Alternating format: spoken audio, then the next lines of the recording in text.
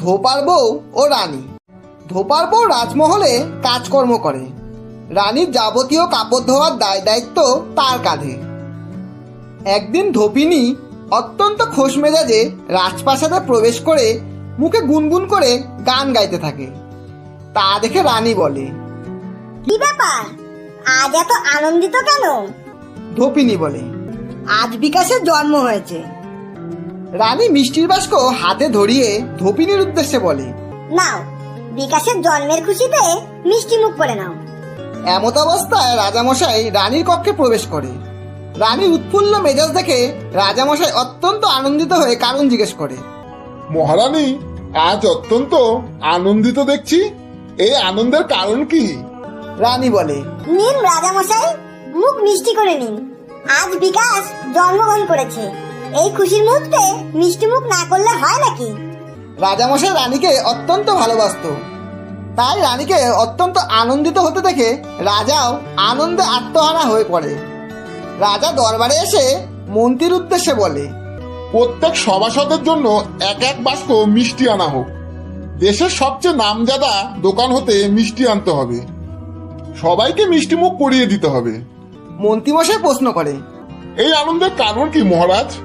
মহারাজ বলে, আজ বিকাশের জন্ম হয়েছে, সবাইকে মিষ্টি খাওয়াতে হবে।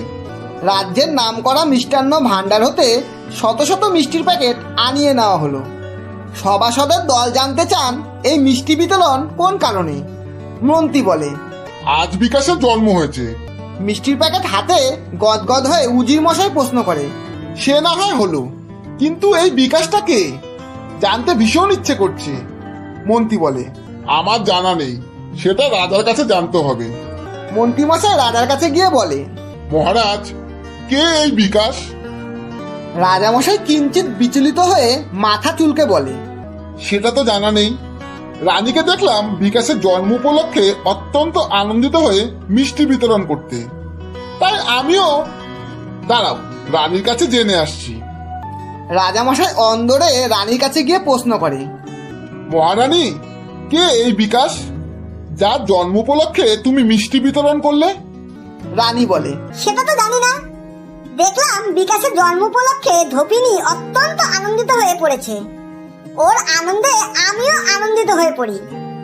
এরপর ধোপিনীকে তলব করা হলো।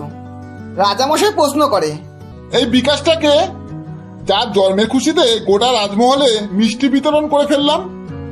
ধোপিনী বলে, বিকাশ আমার গাধার বাচ্চা। গতকাল সন্ধ্যায় ও জন্মগ্রহণ করেছে। ধন্যবাদ।